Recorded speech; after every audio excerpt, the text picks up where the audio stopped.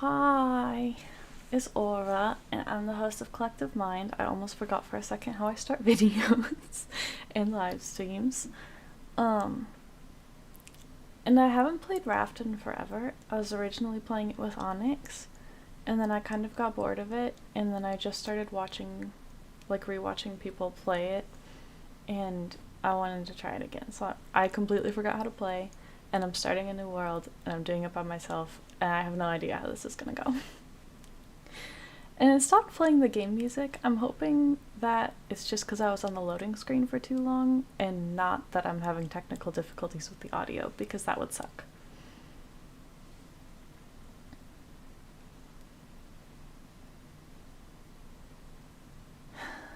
Yeah, that's okay if you don't have, question ideas right away. That's part of why I'm doing the game, too. So that if people don't have questions, or don't have questions part of the time or whatever, that it will still have something happening. So yeah, I'm gonna make a new world and see what happens.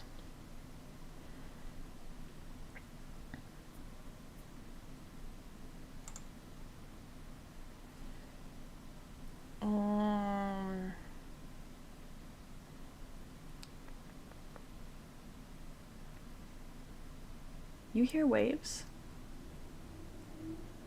Uh-oh. Do I just not hear it? Guess I'll find out in a minute.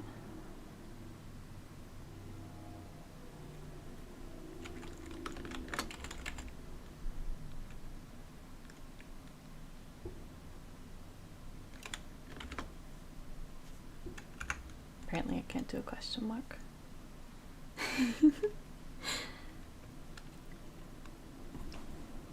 Yeah, Ashley, the color of mine is technically different from yours, but it looks extremely similar because they're both mostly white, but mine has black as the other color and yours is blue. But otherwise, yes, the same.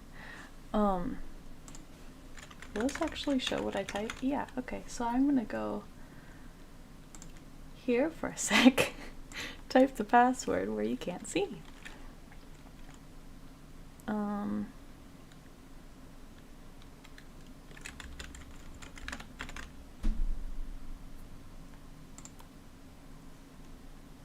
Okay. Uh-oh. Okay, good.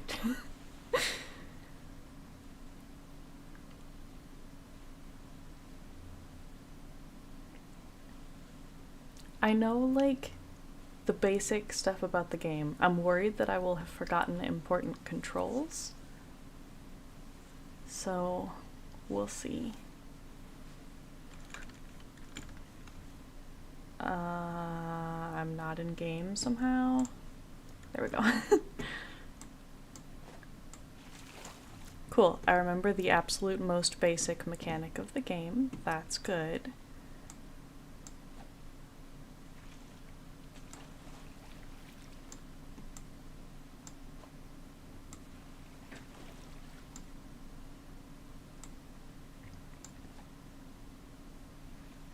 That didn't go well.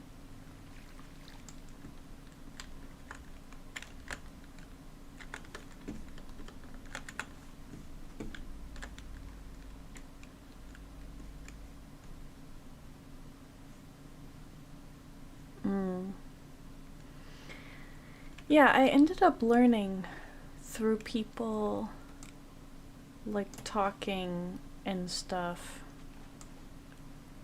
Ever since Ashley, you started talking about how you were getting the hat, a bunch of people were like, wait, you sell the hat? Wait, you have an Etsy? And I was like, apparently I'm not doing a very good job of promoting that.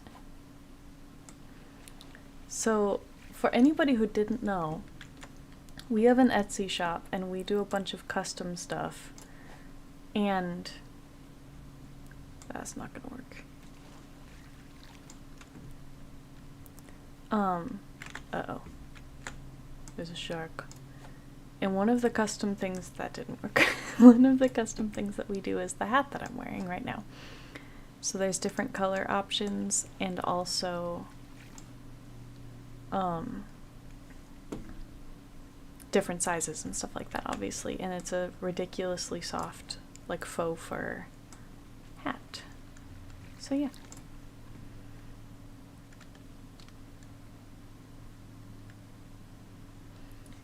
So for the size thing specifically, Ellie,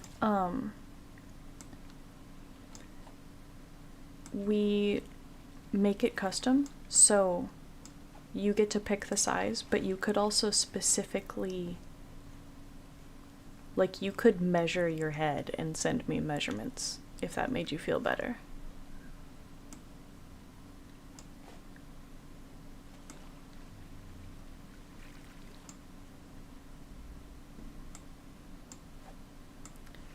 There's not infinite color options for the faux fur one specifically, but we also have a different, just like general custom hat that will just find yarn that matches the color you wanted. And if we can't find it, then we'll just let you know that we couldn't find it. Hi, Steels.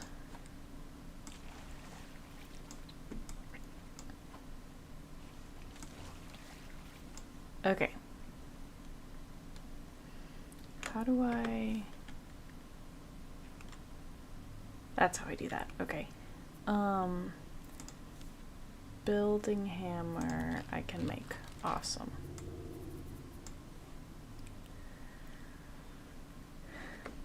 So that's good for now. Well, that didn't go well at all.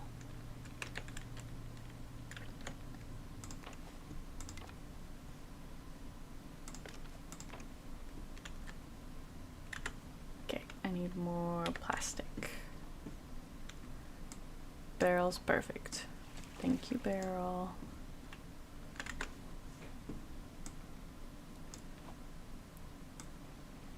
Uh-oh. I want the barrel. Thank you. And I really want the crate. Awesome. Okay. Now I'll go back to here. How am I out of plastic again?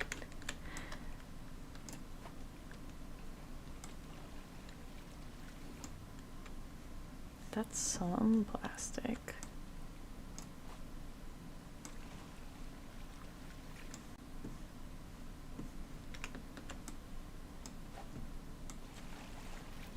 Okay.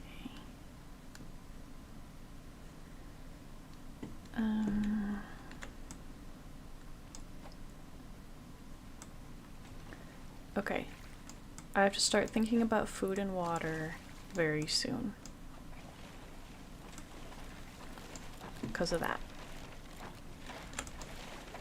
I couldn't do anything about the shark yet. Okay, can I make a spear yet? Weapon, wooden spear, yes, okay, I need that.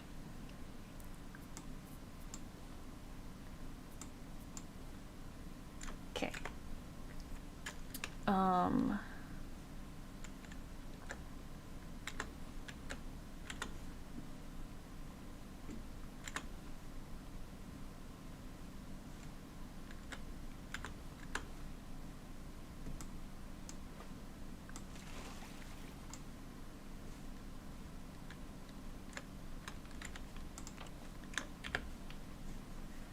Okay. I want barrels.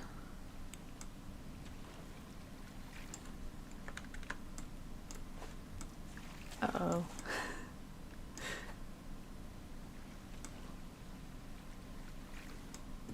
I missed one of the barrels, but it's fine. So this game is apparently way harder than most of the other ones that I play, specifically in terms of like going back and forth between reading chat and playing the game. So yeah, unfortunately I don't have a way to stop at the island. But that's fine. That's not really my priority yet, because I have some food stuff to plant, so that needs to be one of the next things that I do. That was a bad throw. And so was that rude?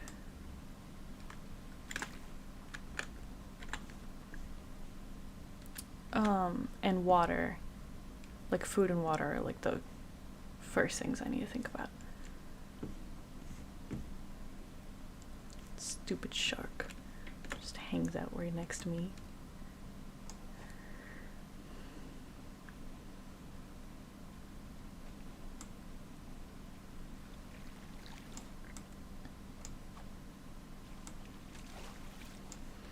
Okay, now stand in the middle so I don't get attacked by a shark. Food and water.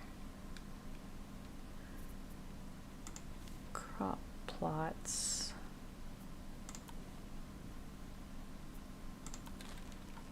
Okay, good. And purifiers. Good. Okay.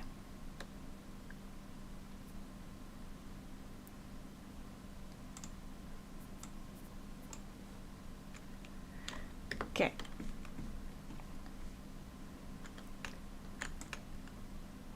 I forgot to make a cup. I'll do that in a second.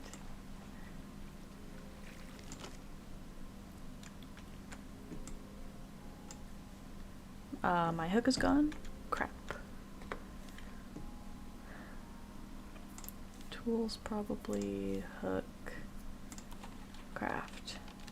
And then I also need container, empty cup. Okay.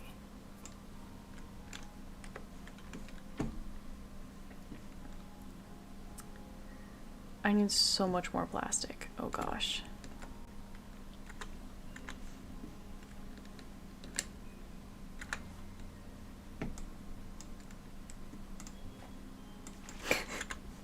Well, that was a bad throw.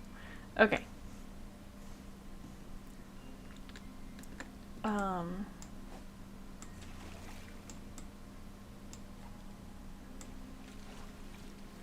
I need... technically, I'm gonna build more first, I think. Well, a little bit more.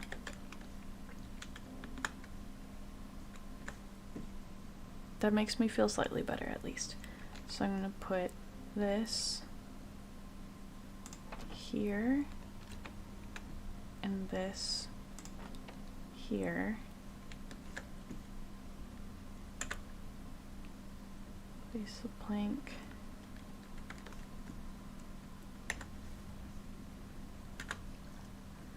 Okay, that's good that I have that going.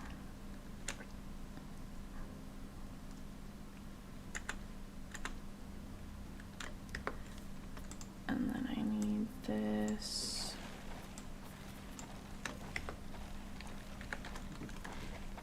Crap. That's so rude. Okay.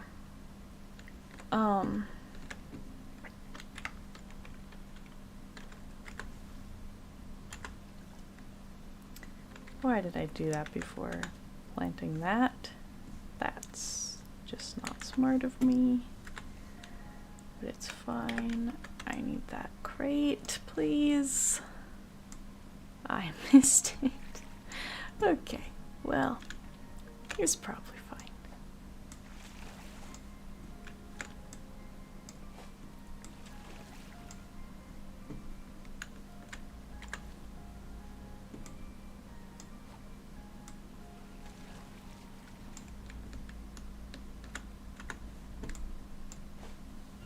Ah, dang it.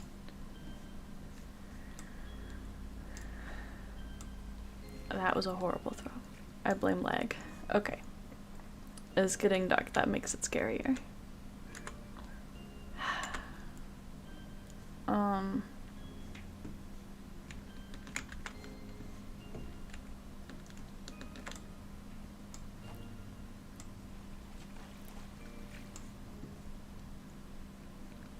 Okay. Where do I need it the most? There, I guess.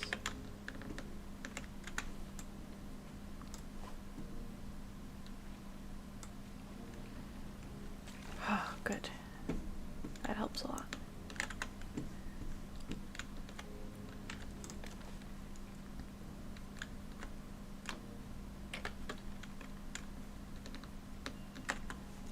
Oh god. Oh god. Oh god. Up. No. Up. Up. It's fine.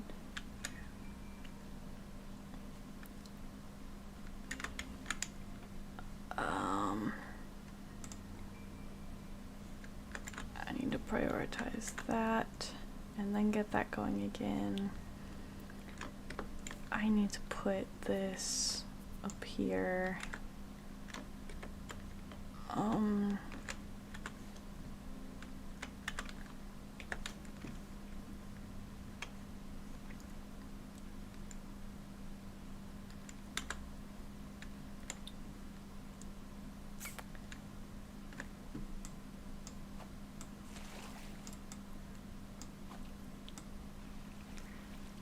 I need to look at what I need for a grill. That should probably be what I do next. I'm gonna do that right now. Grills. I need more planks. Literally just one more plank, okay.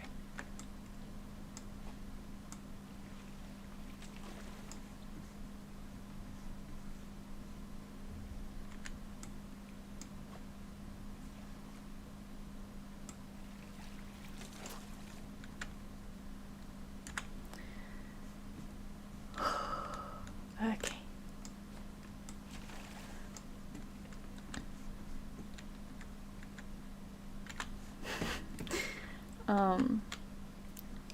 Alright, now, grill, craft. It's fine.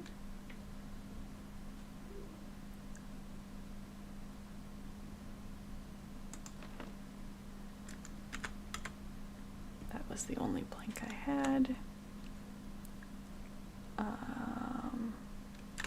Fill with fresh water, water crops, fill with salt water, place. Okay.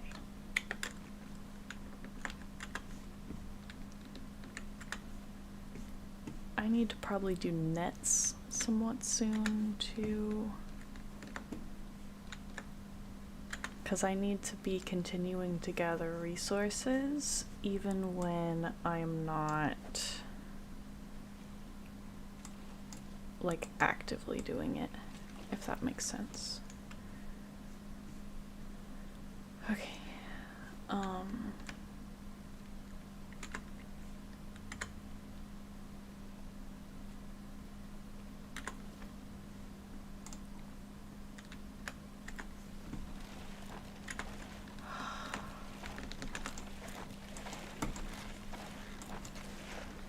Cool. And then I think I can repair it, but I need another plank first. Oh gosh.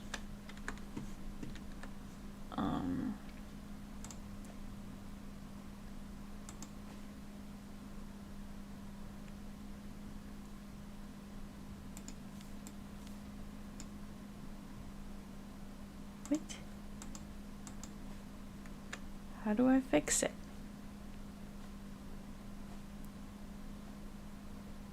I don't know how to fix it. Harvest, harvest.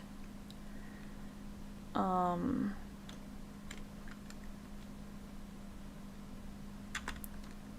forgot I had those and should have been cooking them, I guess.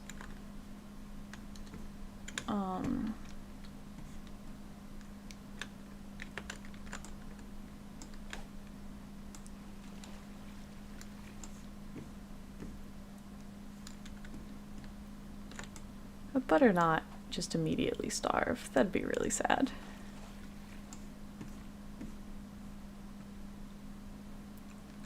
How the heck do I...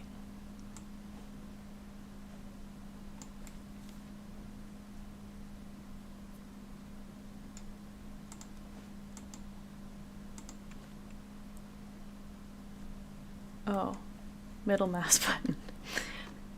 Helps if I read the thing.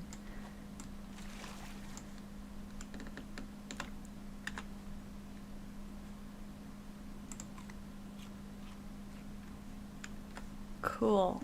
Not dying.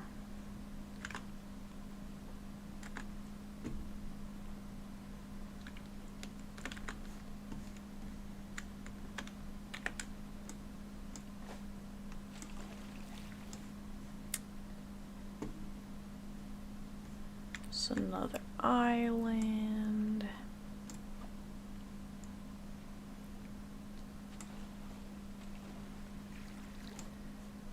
So many things.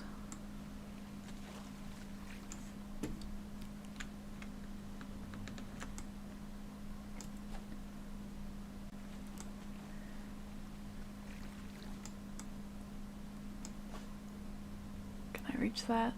Nope. Okay. Well.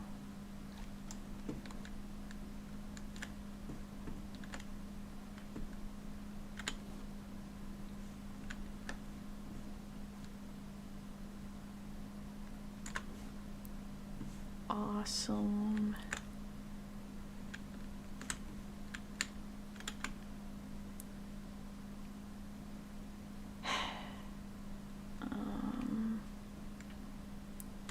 Fill fresh water, water crops. I'm starving again already? I didn't put Why didn't I put anything else on here?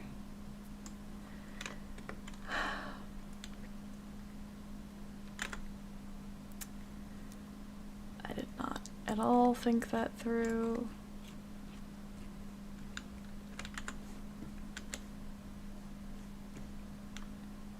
Cool. I like daytime.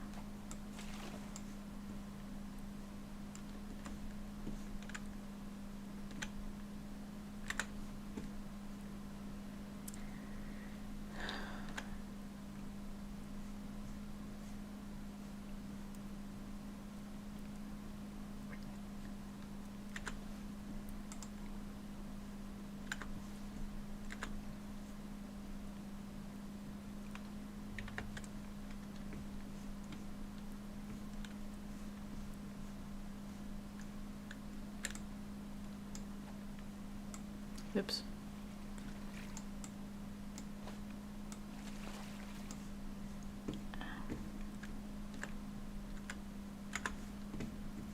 Gosh. Oh, I'm so glad you're negative, Ellie. That's really awesome that it came back negative. Oh, come on. Get off. There we go. Cool. Figured out how to do the thing. That's so exciting. Is the food done? Yeah. Where did it go?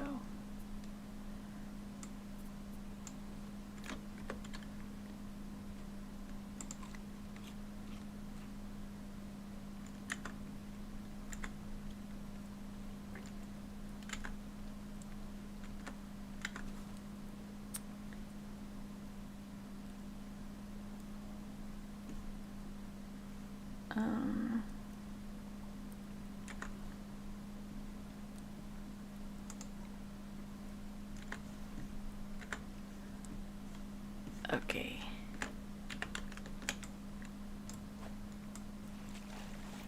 Good. Okay. Nets. Or a fishing rod actually should be pretty high on my list.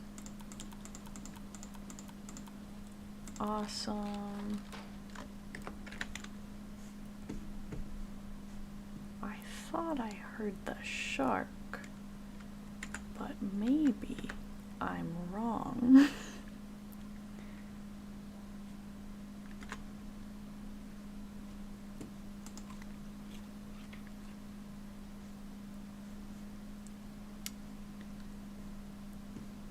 Did I just cook my last potato instead of planting it?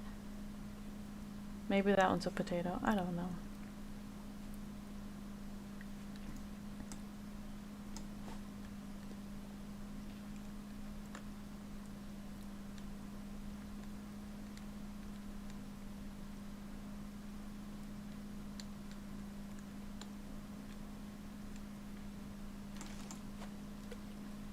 Cool.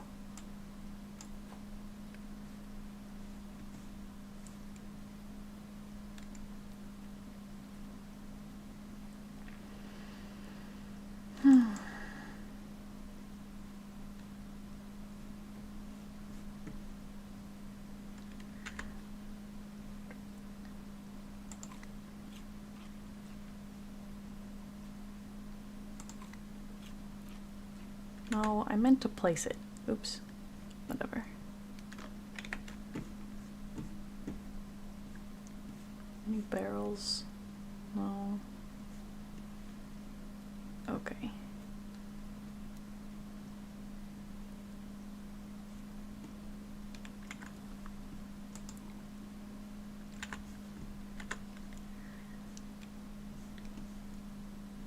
Oh, I was gonna look at nets and I forgot.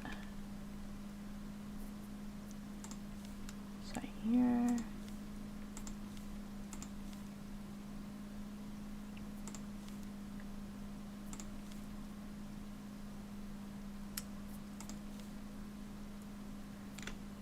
Okay, I don't know how to do nets. It's fine.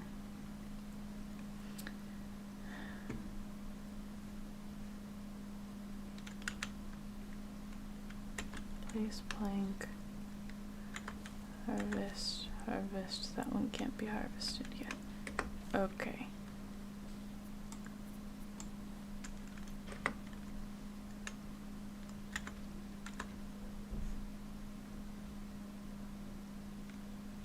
Pick that up, place that, place a plank.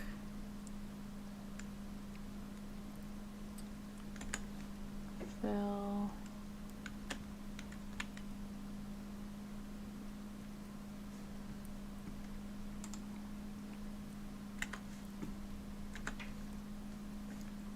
Okay. I'm gonna... Can I just... Okay, I'm gonna assume that that pauses it, hopefully.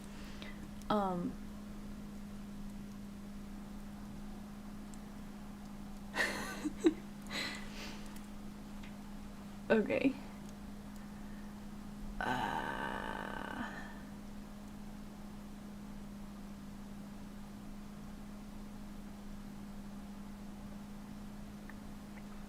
Okay, I think there was... That is rude. Rude.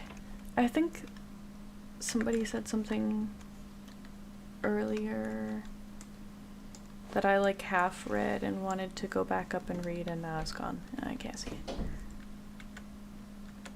I'm really hoping that's a potato, because otherwise I accidentally...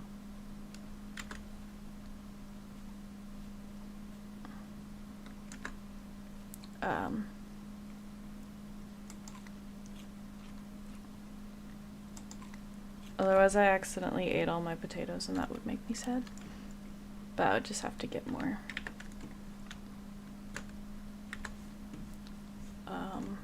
Lucky barrels or crates or whatever gave food.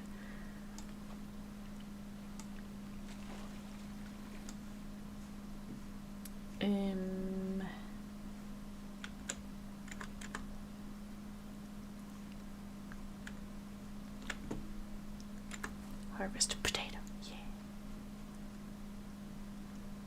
Plant.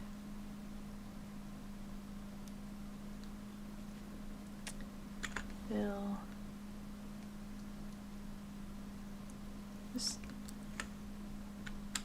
Didn't this literally just say, okay, well.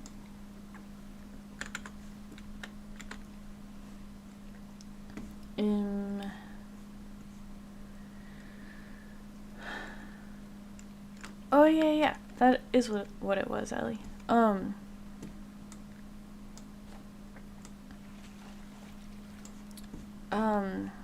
I don't remember what I wanted to say about that.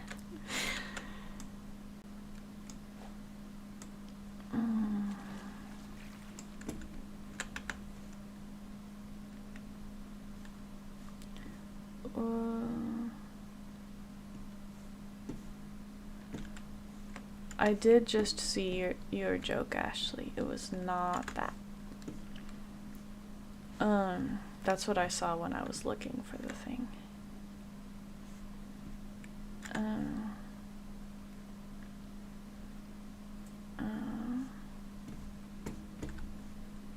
Yeah, sometimes just goes really hard to tell.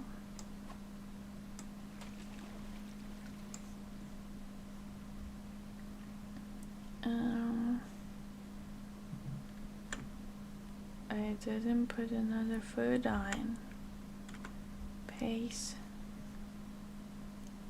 And then paste.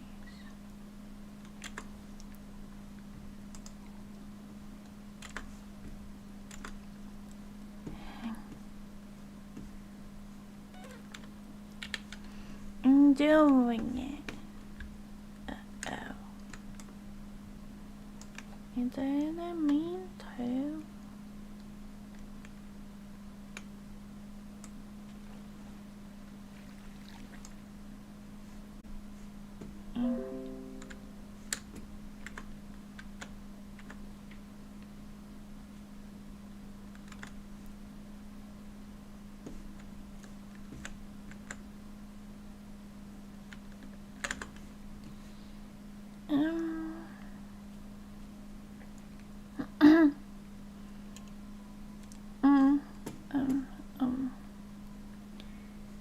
Entertained it.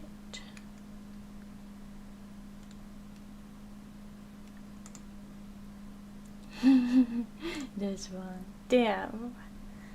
Attains it. The music. Event musical.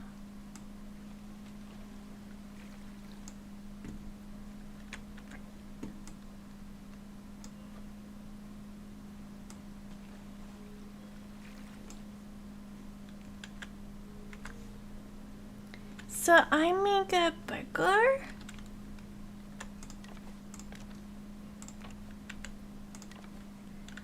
How I not have any planks? Yeah, you being me, Mr. Suck.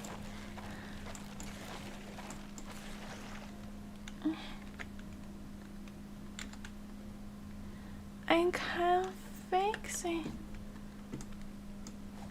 I need this plank and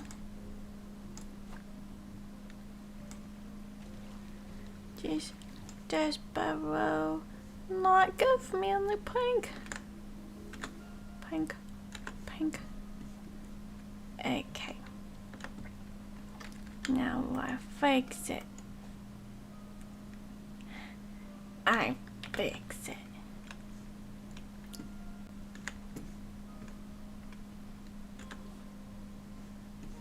Don't give one plank anymore.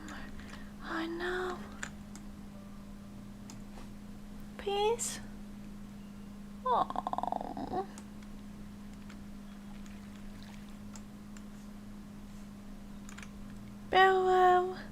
Barrel to rescue.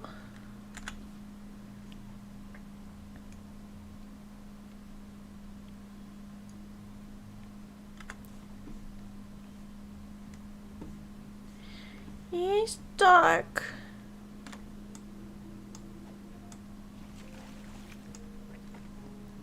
It's too dark.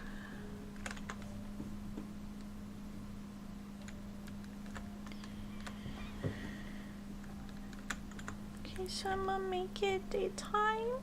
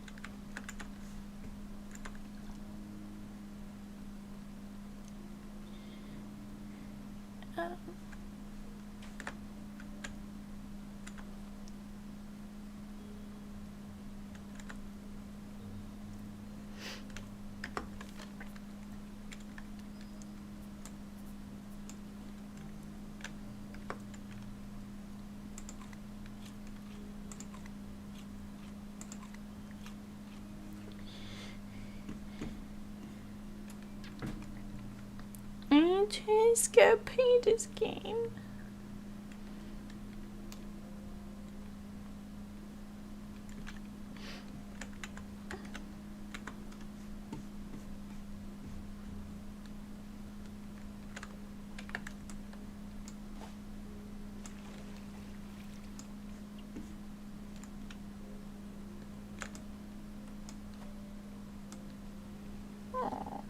My subway theme.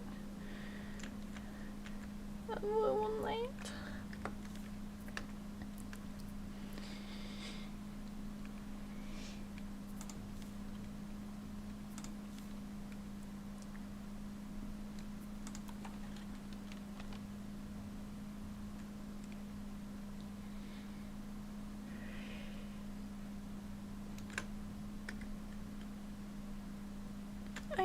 I can change the game.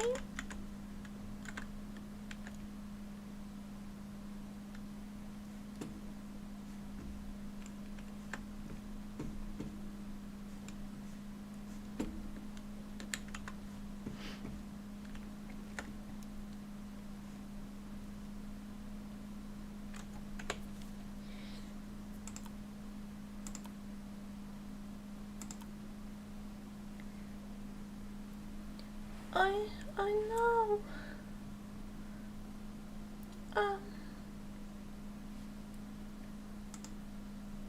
No, I know.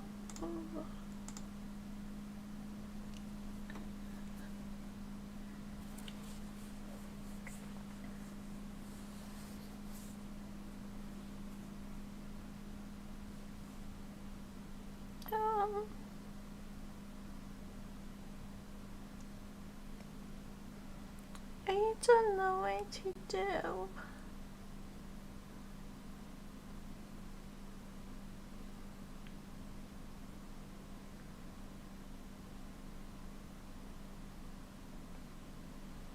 I never do live stream before.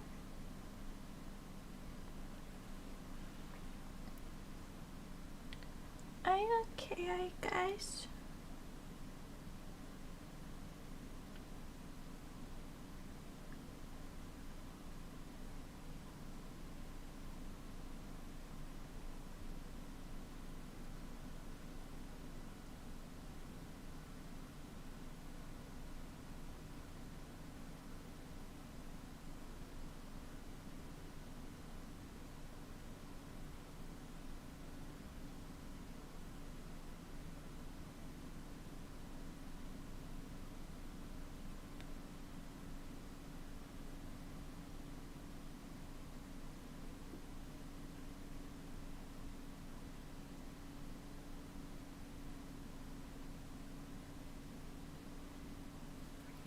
Well, I don't know how to do video either.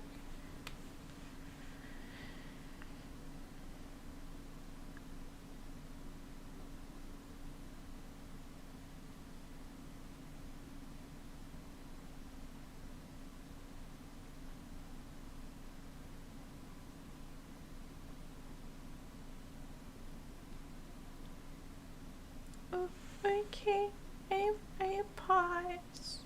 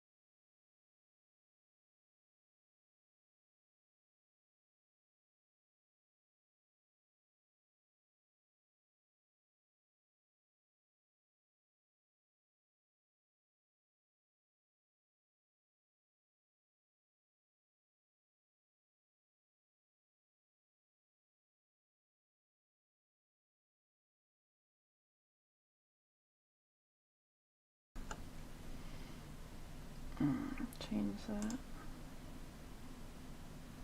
There. Do we not even have the light on? Jeez.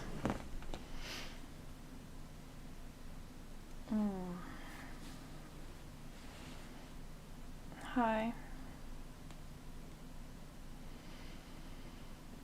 Oh, well.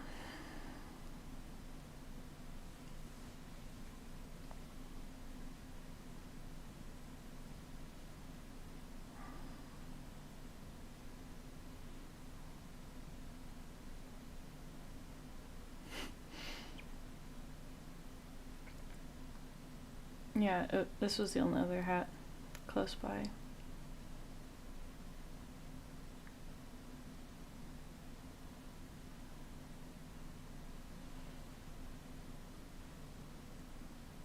But yeah, especially from the like first impressions type information that people pick up about me and Jade will be pretty similar.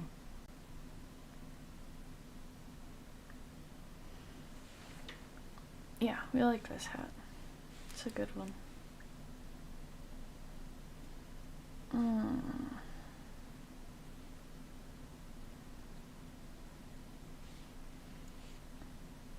Are people cool with doing more of a like hangout thing?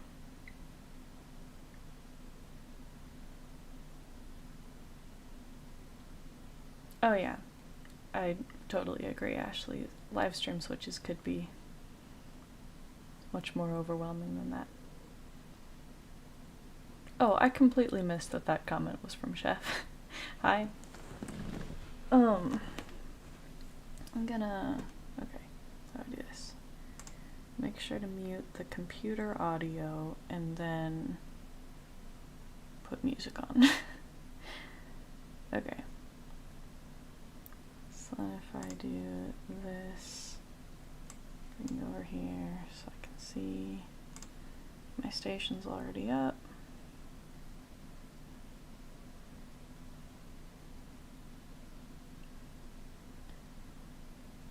If I did something wrong and you can hear music, please tell me, because I don't want to get copyright claims.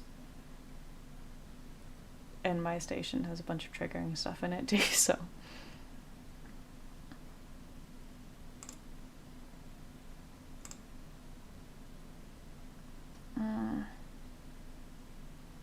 That's a good point. I'm actually not going to do my station. I'm going to do one of our shared ones.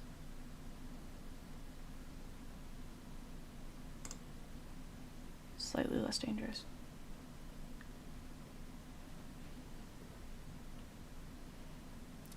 Yeah, Raft might not be a good Q&A live one to do.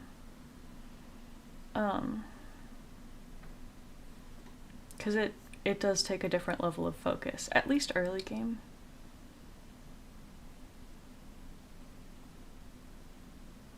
Is the Super Bowl happening? And I'm just that out of the loop of sports stuff that I didn't even know that? Or was that just a random example?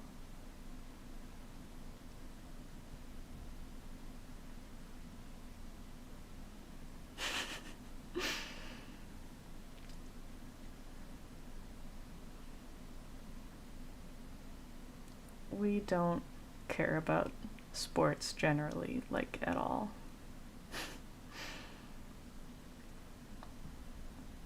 Is my ring over there? Yeah. Oh well. It's just far enough away that I don't care enough.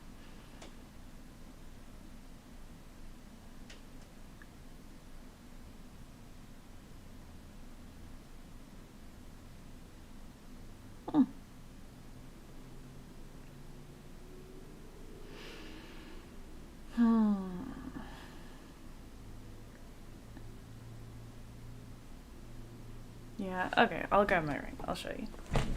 I guess it's worth it.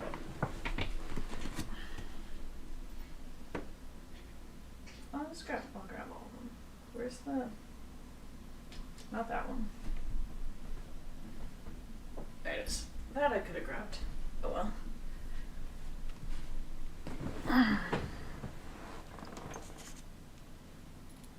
So, this is my ring. It's just a pretty simple, like, dark gray one. Thanks.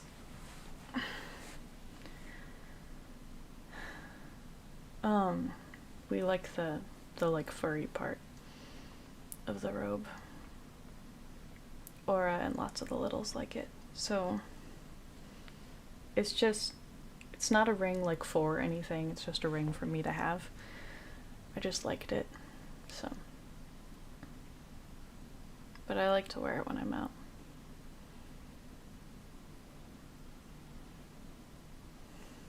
And yeah, we do have a bunch of stuffies behind us. A very tiny portion of our collection.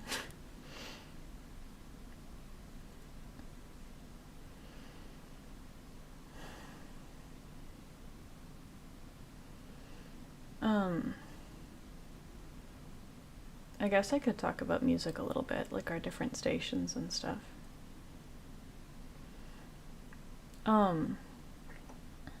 A few of us, like semi-frequent fronters, have our own stations if we have like a specific music taste. So like I have one, Jade has one, Anna has one, and Aura shares one with Liz because they have a similar taste. But then we have a couple just more general ones that are just like different moods that a lot of us who have similar tastes will just like that one. So like we have a loud station that's just a lot of like hard rock basically, and a lot of us like that one. So I was originally on my station, but then my station has enough like trigger songs in it that I switched to the loud one instead. And then I also might get a few other protectors kind of hanging out inside, because that happens a lot when we listen to this station, which is nice. So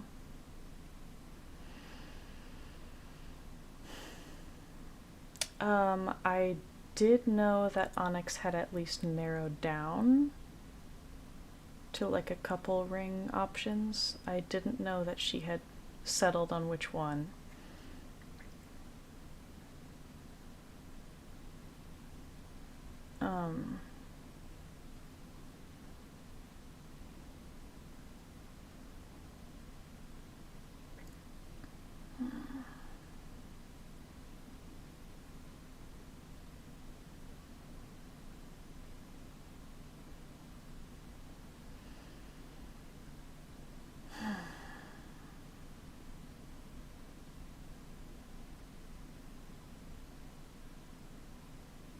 Oops.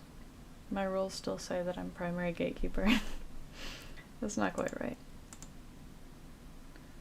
Rules, properties.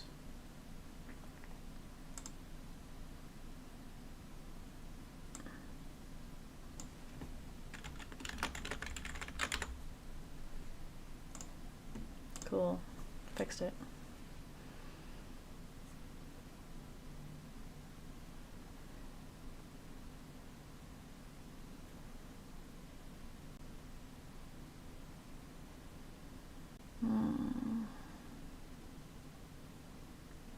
I'm glad she picked one.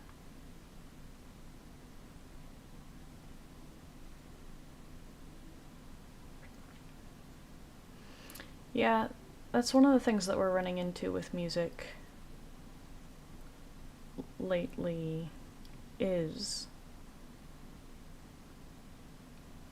a lot of us figured out our music style when we were using music very regularly to help control switches for different situations. So like I, as Michael before my fusion, and Jade several fusions ago, and Joseph before his split. So all people who don't exist the same way anymore. But we each had music that we technically separated it into playlists to some extent that Aura just thought were for like different moods. And she kind of thought it was maybe like an OCD thing or something like that, that we would have specific moods where we had to listen to a very specific like playlist or artist or album or song or whatever. And it was actually just whoever was out or whoever needed to be out. We were just playing their songs. So all of that to say, a lot of the music that I know I like is also like negative triggers for me, which complicates listening to music to some extent. We've been exploring other like artists and songs in those genres, which has helped a lot. Doing that with Primal because they knew other music, and we use Pandora, so putting in a couple artists we know and then learning new ones. But yeah.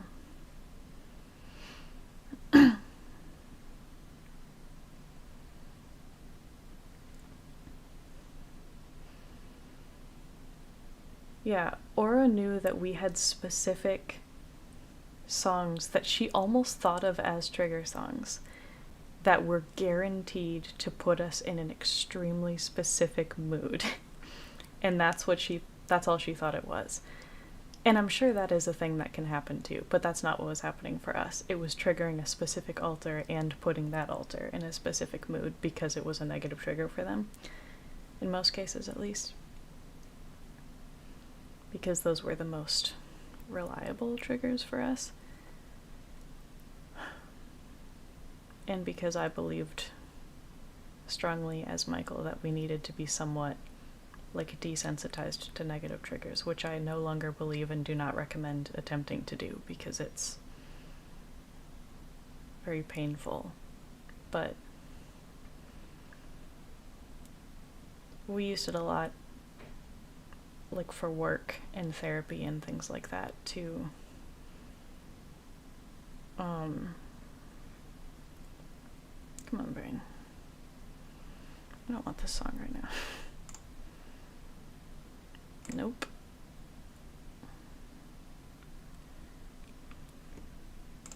This might pull Jade, but it's fine.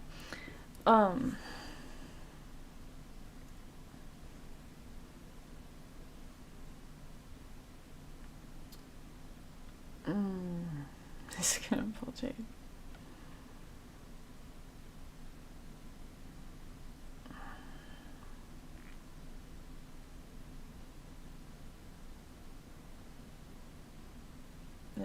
It's not worth fighting it. Okay.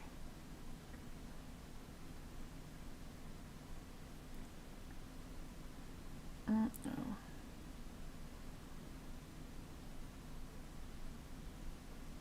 Oh, oops. Okay, never mind. I need to not switch because I thought it was a Jade song, but it's a Snake song. Okay. But I can't skip it, but it's fine. It would have been okay to pull Jade, but we're not gonna pull Snake on a live stream, so it's fine. It's still Jayden. I'm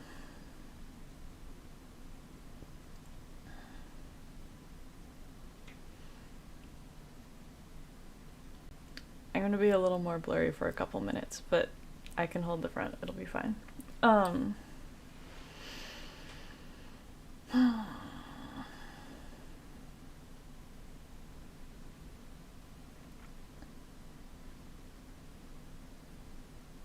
I don't think Snake would want to be live.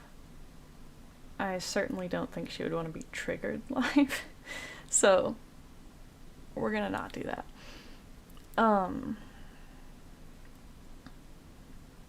Hopefully. Yeah, go ahead and ask me about the secondary gatekeeper thing. That's fine. Holding the front isn't as hard for me as it is for a lot of us. There are a few of us, like a few of the main protectors.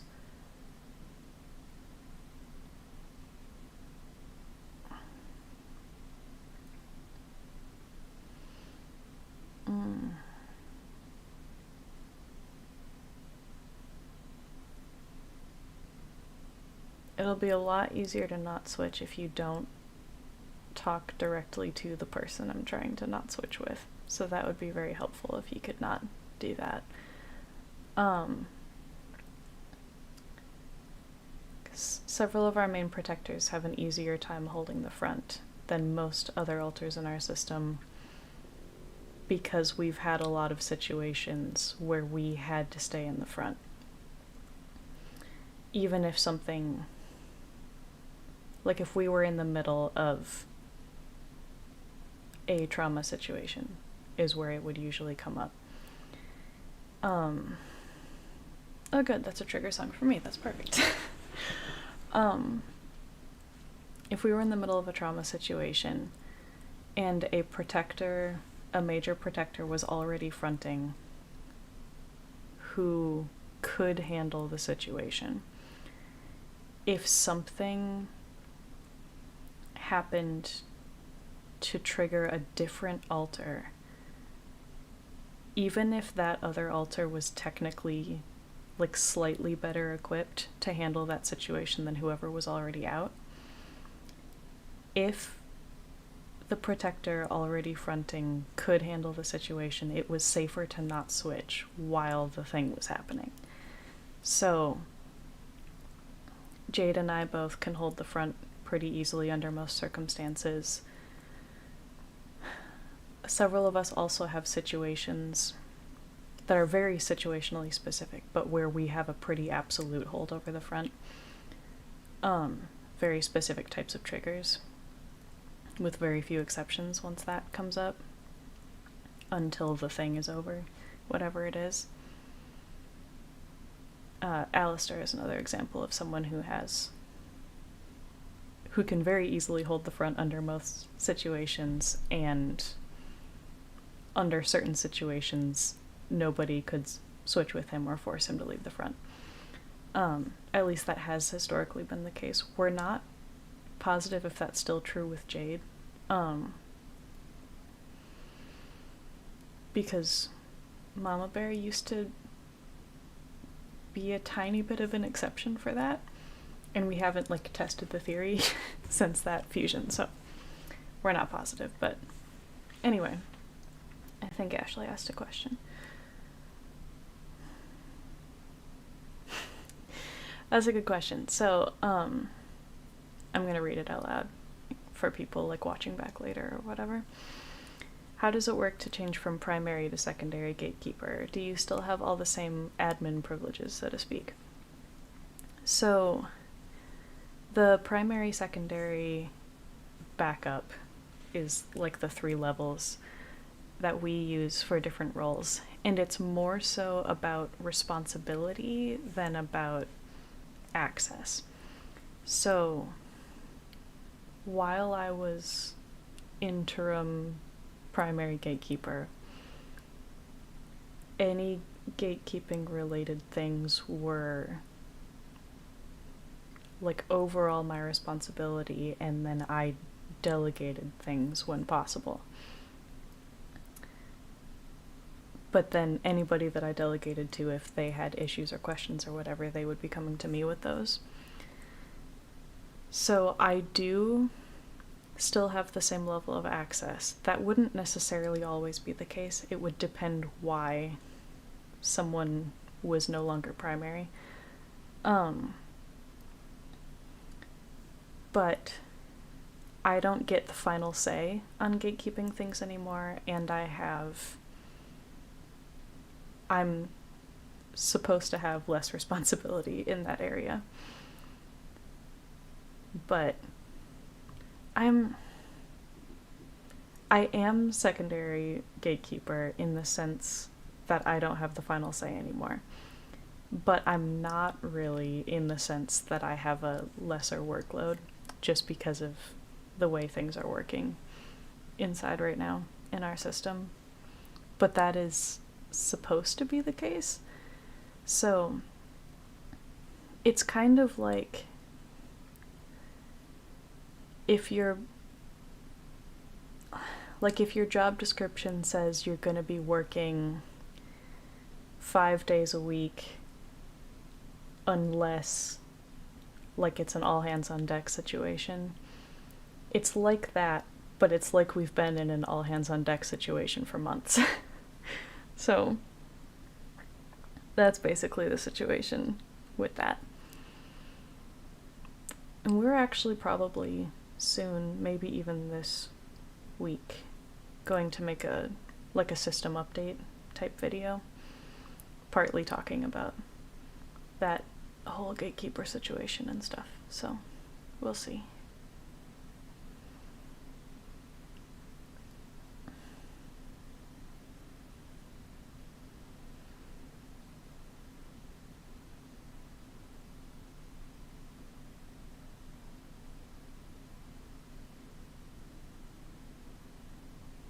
Yeah, thinking of them as admins makes sense in a lot of ways.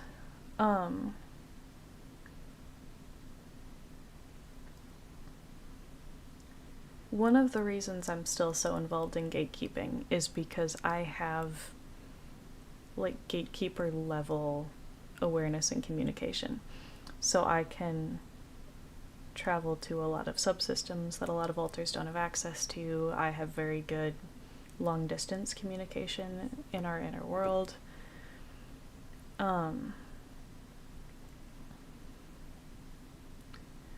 I can be in a different subsystem and communicating with the person fronting. So a lot of it's that. A lot of it's just passing messages along, which is why it's deeply connected to being primary communications coordinator. And those roles kind of blurred together to some extent. While I was interim primary gatekeeper, those became pretty interwoven. So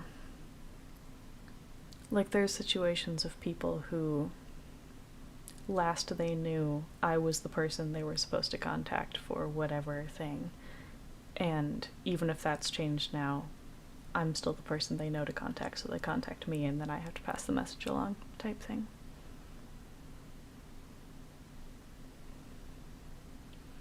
Yeah, system stuff and inner worlds generally are not always anywhere near as extensive as ours, for sure. Not every system even has an inner world, but we have a very extensive one. We talked about that in a video recently, but we have subsystems and portals and dimensions and huge spaces to physical space to cover.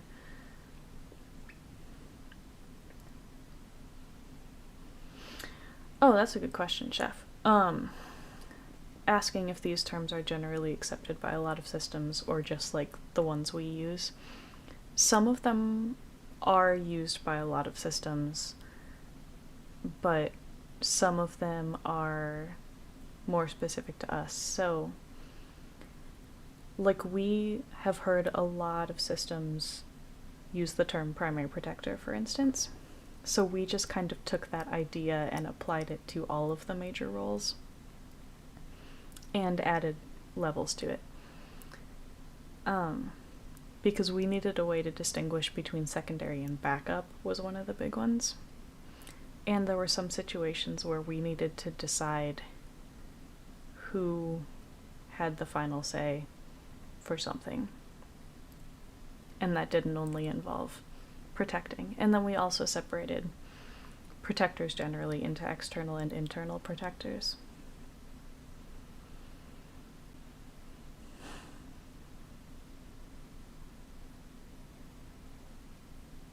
Yeah, Ellie, that could definitely just be a sign that you don't have much access or awareness yet. And that could stay true, or that could change with time.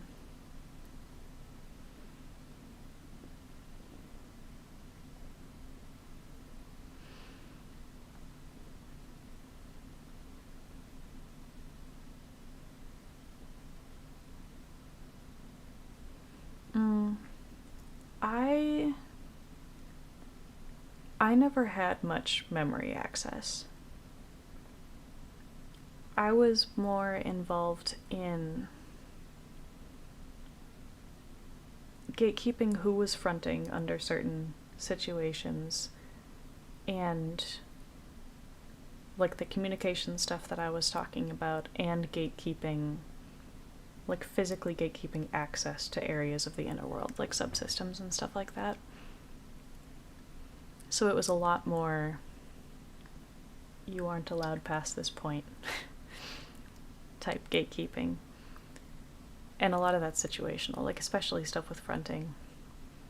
And some of that's kind of automatic, and we just kind of have to check on it from a gatekeeping perspective. Like, if I get triggered badly enough, either because something is actually happening or just because something triggered me into thinking something is happening, there will be a barrier that goes up around the front so that like random other alters can't just kind of waltz up to the front and get little bits of my flashback or awareness of anything that might actually be happening in the front or things like that, which is a mechanism still in place from when trauma stuff was regularly happening. So it's the same kind of thing of, if I were doing my job as a protector during a trauma event, I needed a little to not wander up to the front and see things or accidentally switch with me or anything like that.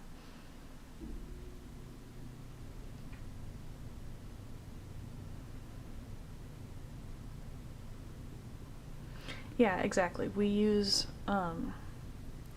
terms that we've seen other people use because they fit a lot of roles very well. There's a reason a lot of people use them. But then we've added like clarifying bits to it as necessary and as helpful. So the idea is to make it as fitting and useful to us as possible.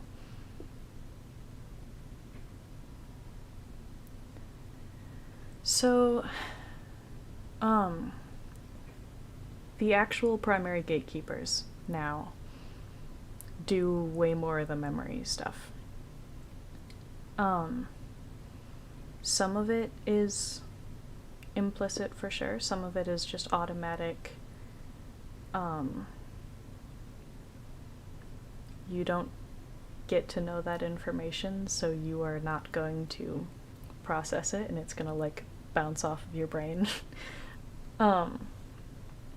We also have physical locations in the inner world that hold memories. So there's some like physical gatekeeping that also blocks access to memories. But there's a lot of parts of it that are implicit, where our brain is just like, you can't even go anywhere near the area sorry, where the altar is, who knows things that you can't know. So it's that level of separation of, you can't even get anywhere near them.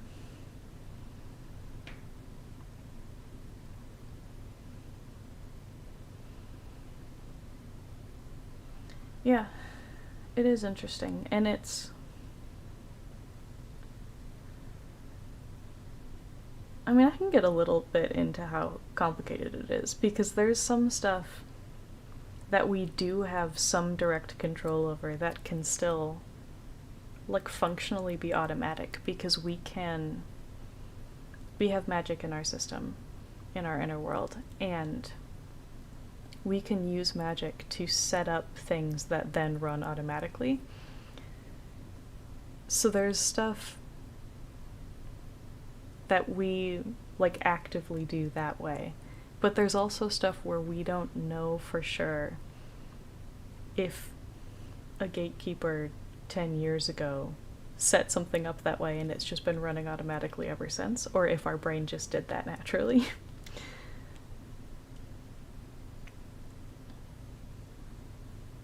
Because our original gatekeeper had a major split a long time ago.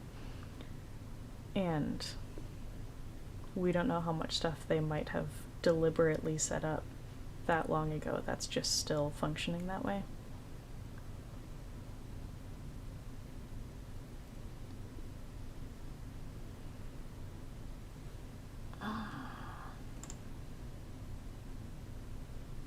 Good song, but I'm not in the mood for it.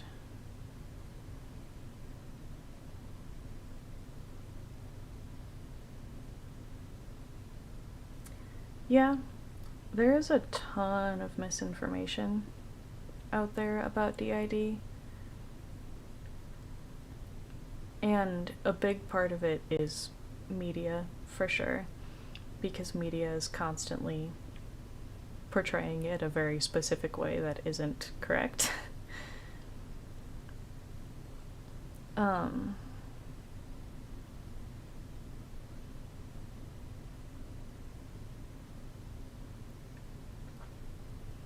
But yeah, it doesn't surprise me at all that people would have some disbelief about how many systems you know. So many people seem to have the idea, Aura just talked about this in our most recent video, but seem to have the idea that not only is DID like rare, but it's so rare that you can't reasonably expect to ever meet or hear of someone who actually has DID, and that's just so ridiculous.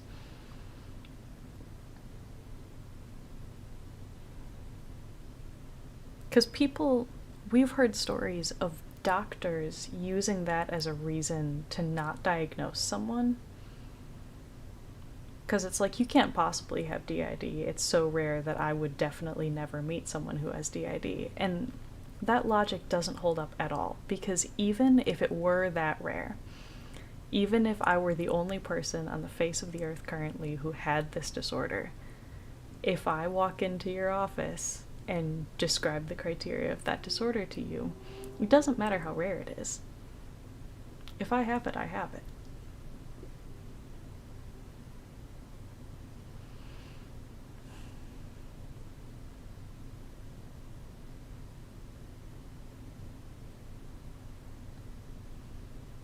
Yeah, I can see how long it's been.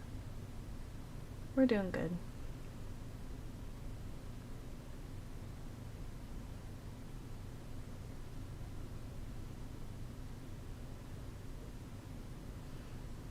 Yeah, so Ellie just kind of brought up part theory, which, as our therapist explained it to us at least, is like a therapeutic method of like processing stuff by thinking of yourself as different people and personifying the different parts of yourself to some extent. Which can be a way to be nicer to yourself in some cases, because a lot of people, if they heard somebody else dealing with exactly the same things as them, would be much nicer to the other person than they would be to themselves. So it can be a method of doing that, of if I think of the scared part of myself as separate from me, I can like care about them better than I can care about myself. But it can also be a way to like deal with cognitive dissonance. Like if your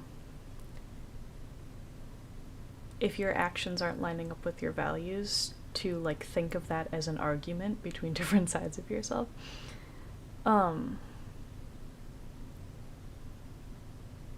I have always heard of that as a pretty deliberate, like, therapeutic process of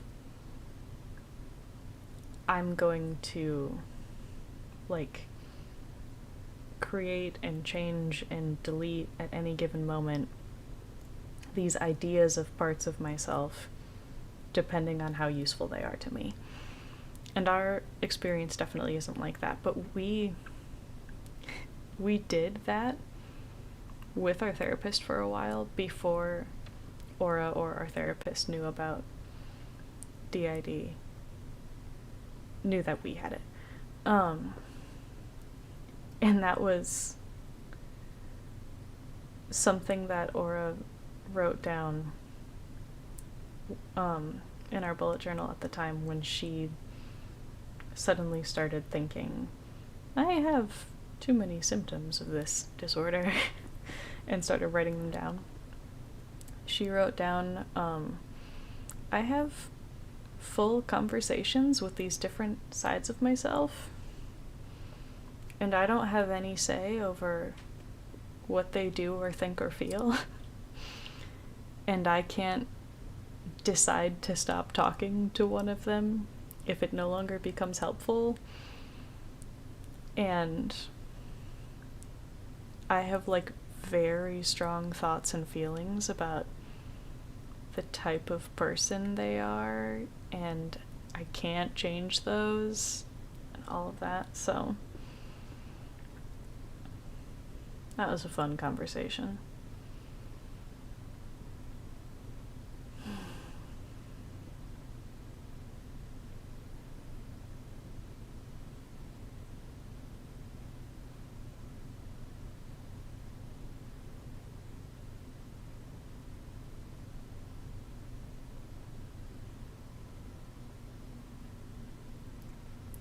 If it helps to think about it this way, Ellie, if you did somehow manage to, like, accidentally become a system through thinking that way, it would be because that was a useful coping skill for you, and if that changed, you would be able to turn it off. You'd be able to stop doing it.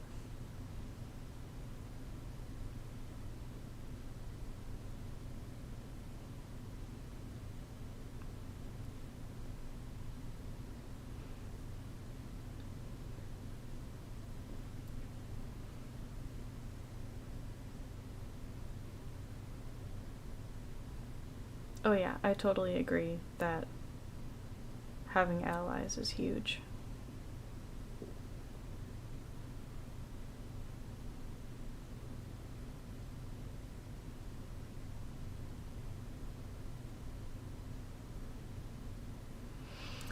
Okay. I can get into that a little bit, Ashley. But I had a very toxic perspective of the system at the time.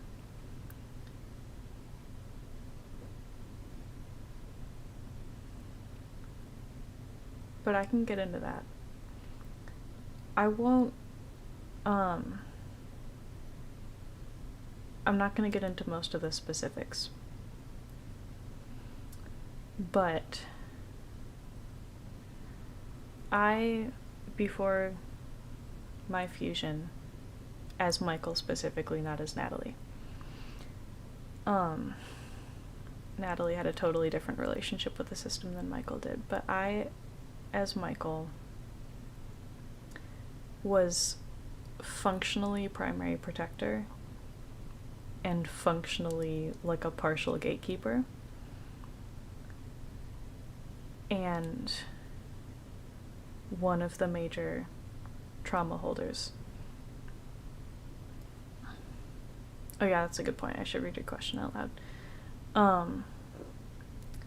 How did I think about the system before I knew what a system was, before I had heard like the terms DID, system gatekeeper, all that stuff?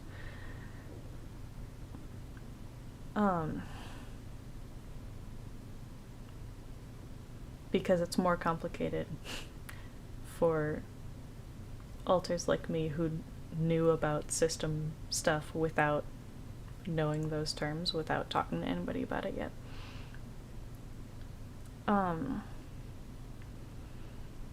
So I was functionally primary protector, basically the major gatekeeper and one of the major trauma holders. And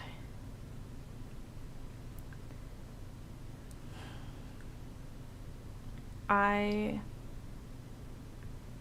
considered it a safety issue if we were not functioning well.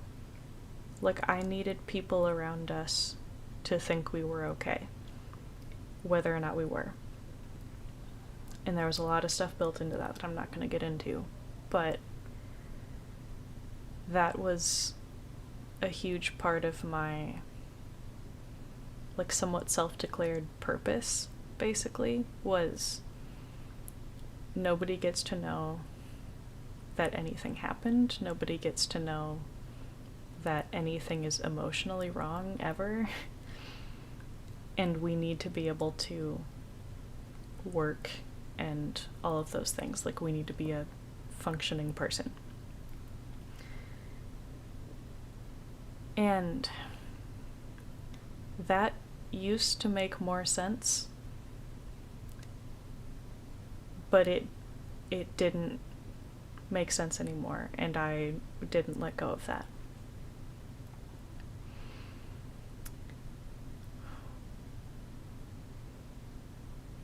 So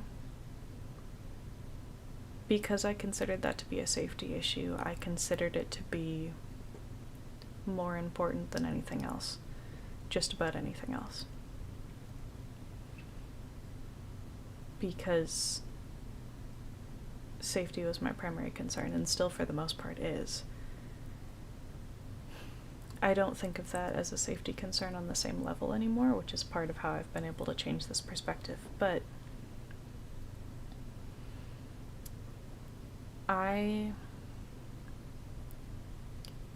from that perspective, thought of other alters in the system as basically useful or in the way. Like, people were generally in one of those categories and not the other, and sometimes it was situational. So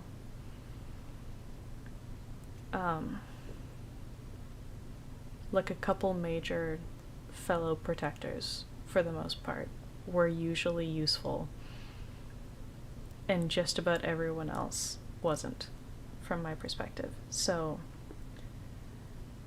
there were alters who I could trust to follow the rules that I had in place for not telling anybody, and who I could trust to get things done, stay on top of work, not piss off an employer, that kind of thing. And there were alters who couldn't handle that.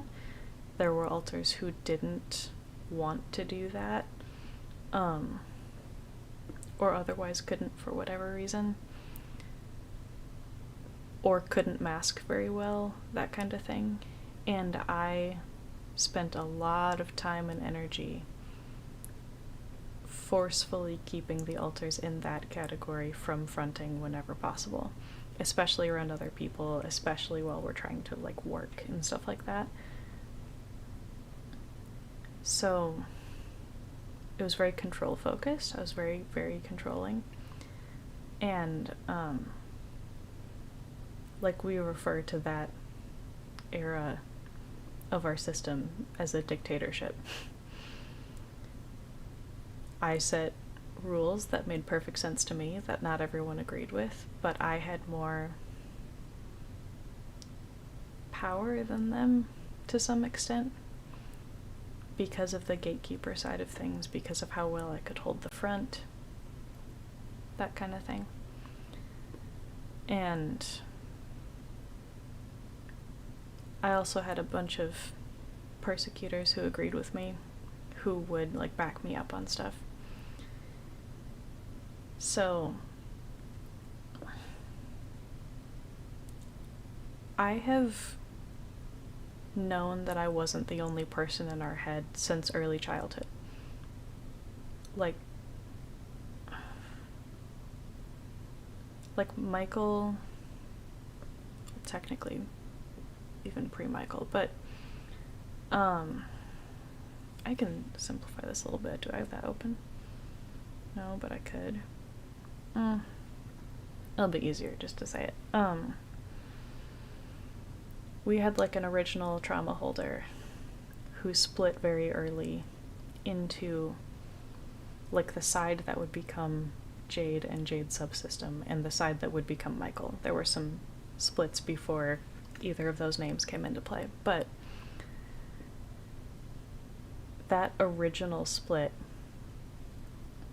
the alter who would later split into Michael and some other people, knew there were other people in the system like very soon after that split. Only knew the other trauma holder for a while.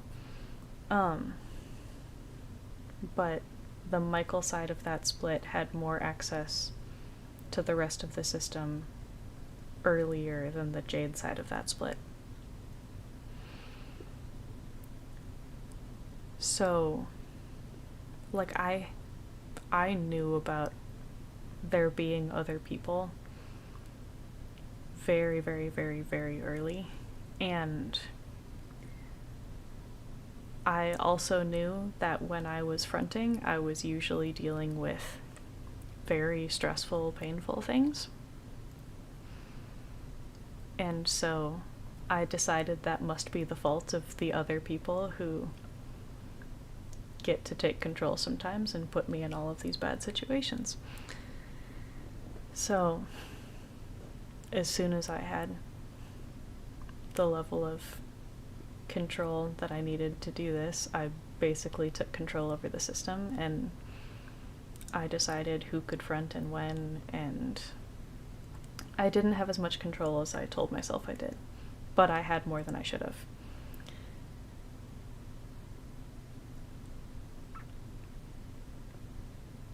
So yeah, I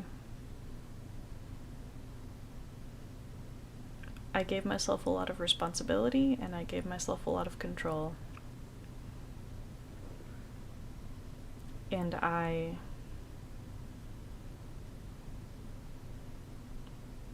didn't care that much about hurting people in the name of sticking with the rules that were important for safety, which was a really, like, twisted line of reasoning of, trust me, I'm keeping you safe by hurting you. Like, it doesn't actually follow. But I thought that anything that would happen from not following the rules would be worse than whatever I was doing to maintain the rules, basically. Oh yeah, I was in safety crisis mode constantly. And whenever I had any level of awareness of the front while I wasn't fronting, either something bad was already happening or I was waiting for the bad thing to start.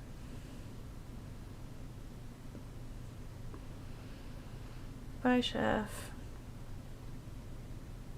Sorry you've been up so long. Yeah, I'm glad you got to catch a stream.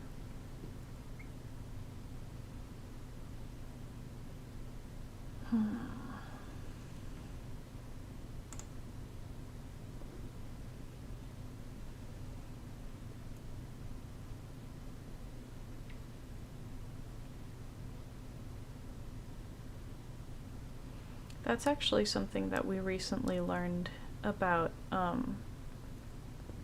the criteria for CPTSD versus PTSD, or like the symptoms, maybe not the criteria, is that PTSD, because it's going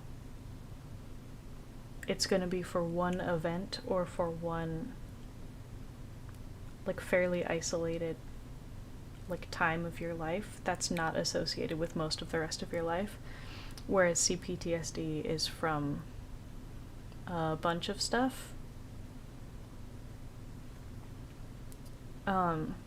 People with CPTSD are way more likely to, I'm going to start on the other side. People with just PTSD will have like a handful or whatever of very specific triggers that will give them like some level of flashback of the specific thing that gave them PTSD of whatever their trauma was. Whereas people with CPTSD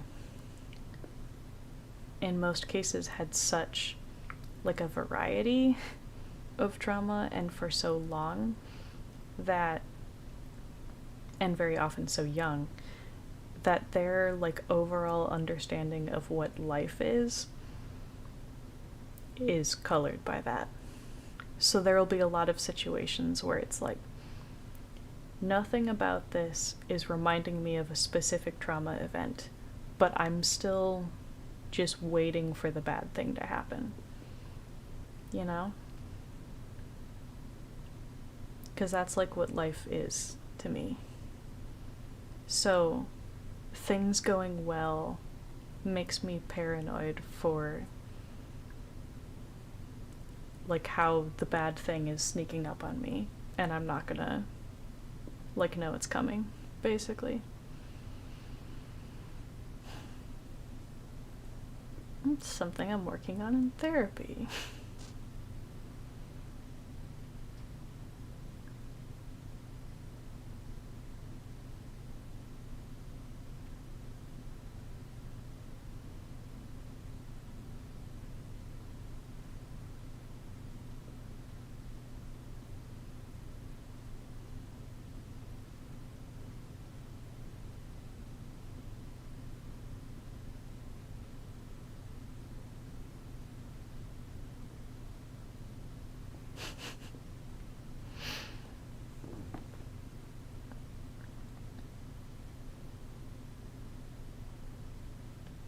Yeah, it could be a logical fallacy.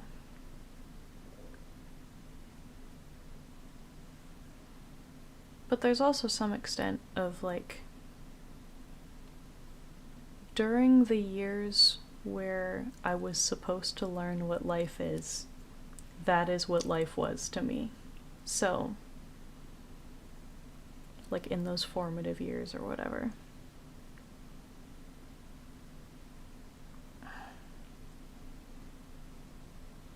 So now I have to make a decision because a song just came up on this station that technically fits like the mood of the station, but is an Anna trigger. And this station isn't really meant to have Anna stuff. Yeah, it kind of doesn't fit because of that, even though it is loud.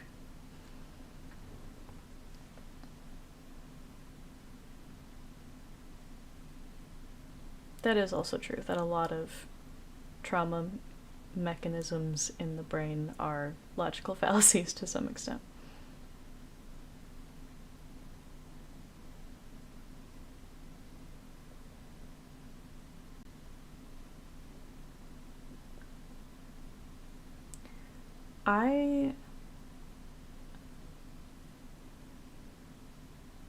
Yeah, Anna definitely got a little close.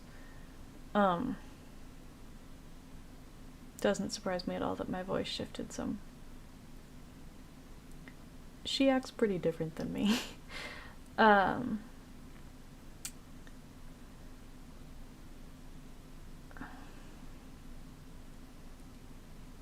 So, Ellie, to clarify, I would not personally recommend trying to turn the system off, even as like just testing the theory. I more so meant it as an overall comfort of, if that were what happened, that should logically be an option to you. But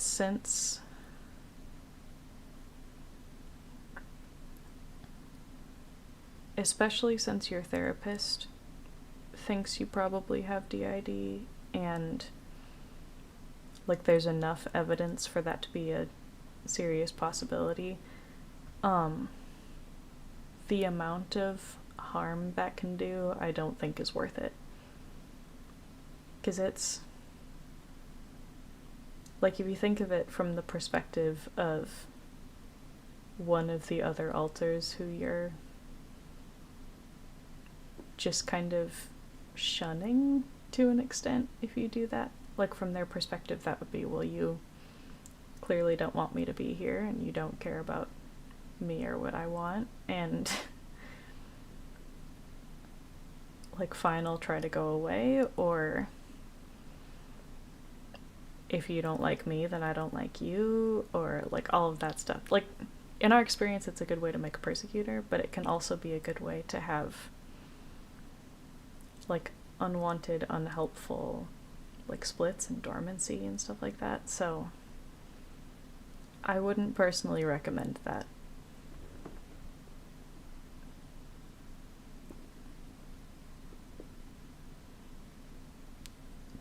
I understand the idea of like testing the theory by, well, if you're worried that you're just imagining them, then stop imagining them. But I still wouldn't recommend that.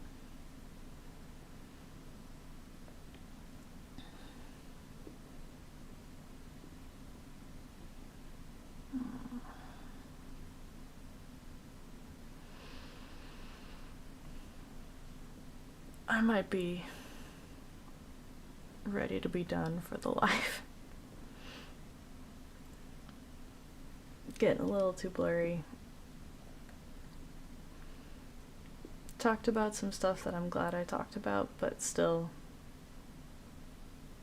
making me blurry and a little triggered, so I'm gonna probably call it here. But I'm glad we did like the Q&A thing. And we might start doing like dedicated conversation streams sometimes, because we were worried that there wouldn't be enough people to like keep the conversation going, but it seems like that's not a concern, like as much of a concern as we expected. So especially if we come in with a topic and just kind of talk about it with chat, seems like that could be good.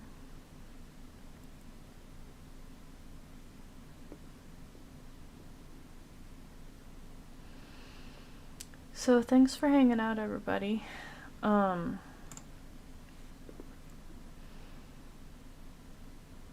Jeez. Outro. Somebody help me with the outro.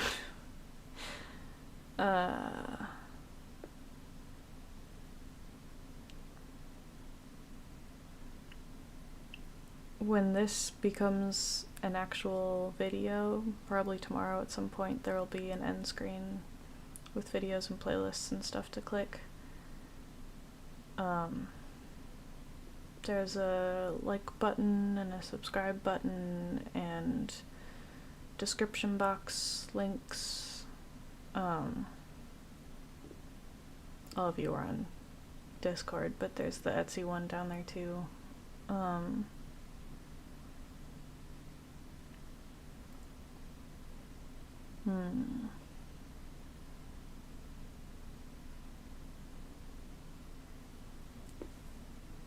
Yeah, I said that already, that we're probably gonna do like the system update thing this coming week, but we'll see. So yeah. Thanks, Ashley. Thanks for watching, guys. Bye.